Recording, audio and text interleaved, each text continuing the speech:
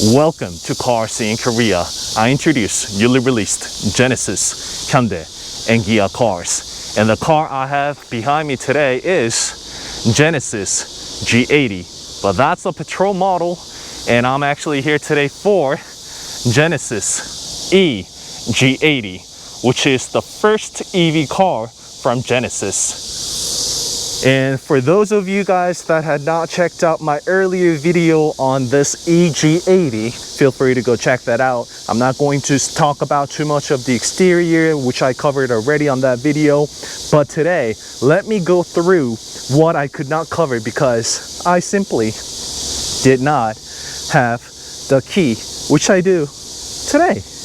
I have the key today, so I can go through and tell you all about what I've missed on the last video. Let's get started with this port right here. This is the charger port that's been put on the front, and I'll be mentioning this a lot throughout today's video, but this is one of the reasons why this Genesis eG80 has the charger port on the front, which is because this car is not built from the eGMP platform, Hyundai's first EV dedicated platform, but rather this car is just a stretched out EV version from the ICE car internal combustion engine. That is that one right there. So it has the same platform and chassis, of course, and this is one of the reasons why the charger port is located right on the front. And right here it has the DC combo type, and you can see how much battery is remaining. But just a really creative way that Genesis has come up with, because just look at this. Once closed, it's nearly impossible for you to differentiate where that charger port is. Especially if you're not the owner of the car, you're not going to be able to tell where is the boundary for that.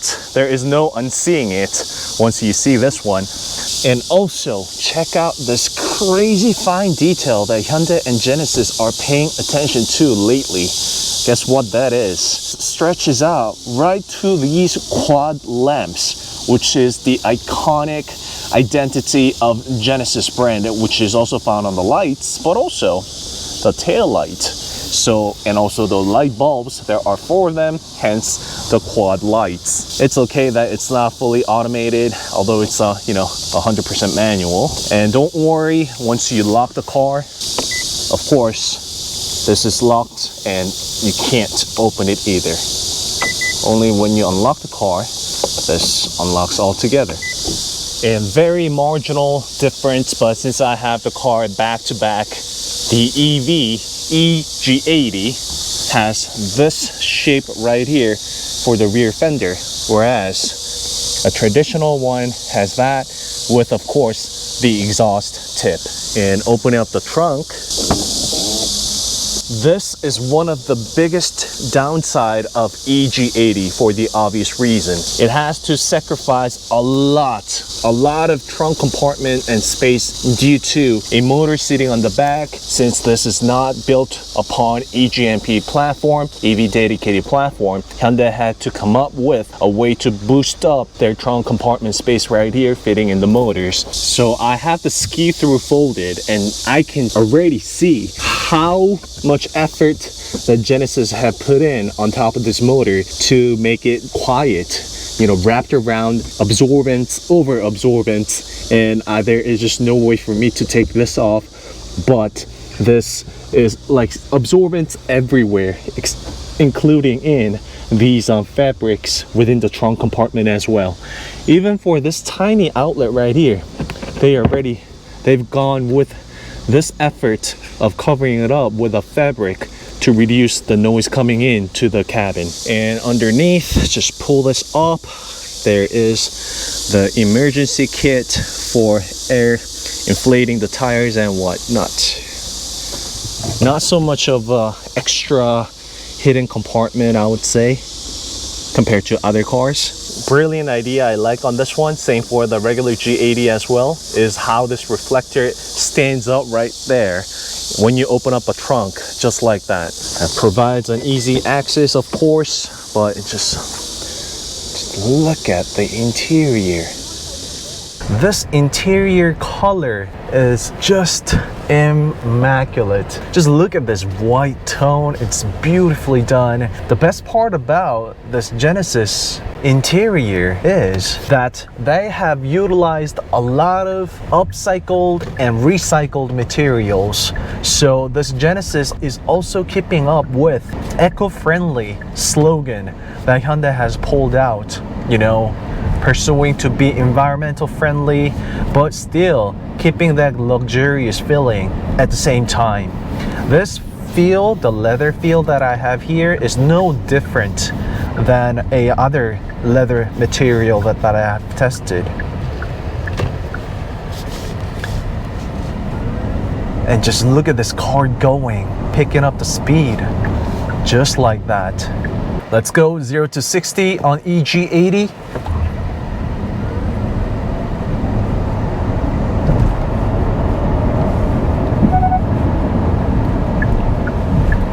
And that was on a sport mode, and the reason why I couldn't say anything when I was flooring is simply because I just couldn't. It was shooting the car out like no other car, and this four-wheel drive is just crazy. And now I am driving eG80 on very bouncy, narrow, tight roads. This is actually right next to a lake, and I am not really pressing down on the brake pedal intentionally. I want to feel it to myself how those radars are doing when it comes to recognizing the road conditions to gently go over a hump. And just the power and the torque that this eG80 is delivering is just like no other. The recent car that I have driven is Ioniq 5 two-wheel drive, and when I was driving, it was just so comfortable, cozy, good daily city driver, and at the same time it was able to deliver some of the sportiness and performance out on the roads where necessary, until I got to drive this two motors, because this Genesis eG80 has two motors, both one on the front and one on the back. They are the same spec, same powered motor.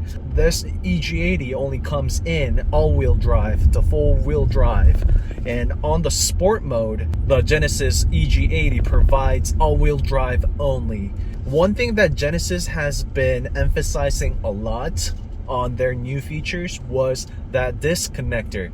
That mean when there are two motors like this Genesis eG80 has, depending on the driving condition, that here is separated by different drive modes. Let's say for the comfort, up to 20 kilometers per hour, the two-wheel drive, the rear motors only engage. So as you can see, this is quite tight, but let me just throw the car a little bit. I'm on the sport mode, and it provides me all the power necessary. Oh my god.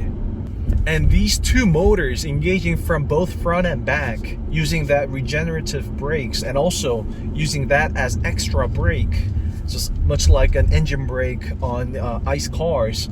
Once you get used to the balance and when and how those functions engage within drive of the car, you'd have a good idea behind the wheel how to control this car, and it is just perfectly fit.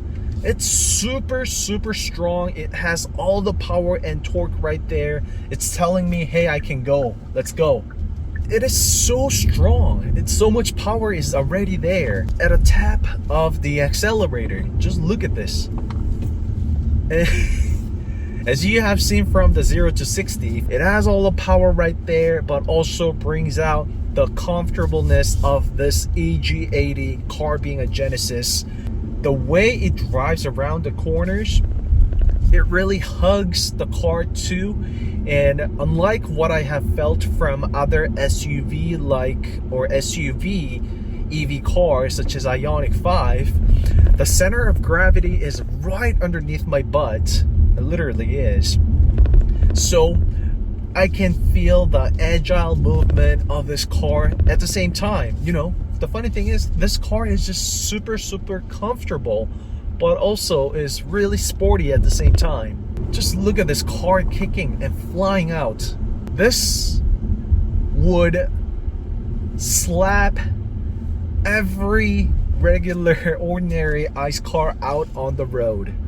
The 0 to 60 on this eG80, Genesis has said that it's 4.9 seconds, but I assure you it's much faster than that. And with the right and proper tires, this is gonna get even faster for sure, because currently this car is equipped and slapped around with 4-season tires, but put in a little bit of a sporty tire, I think you can feel the most out of this car, being a comfortable city driver but also a sporty car at the same time. Here is the kicker: because this eG80 weighs over 2 tons and it's super heavy.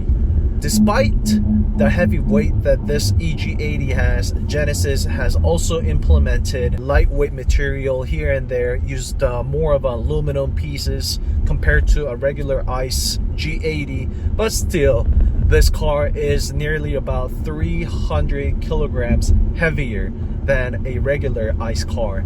However, when I tap the accelerator, this car is much stronger and responsive. Of course, you know, nature being the EV car with a motor, tap of the accelerator, you get the full torque and the full speed is right there. No loss from the engine to the transmission whatsoever. The car spins immediately. So that being said, forgot to turn on the I pedal. Right, so once I have the I pedal on, you know, I don't have to keep my foot on the brake. So just like that. You don't have to squeeze down your brake to have the auto hold. It just comes in like that.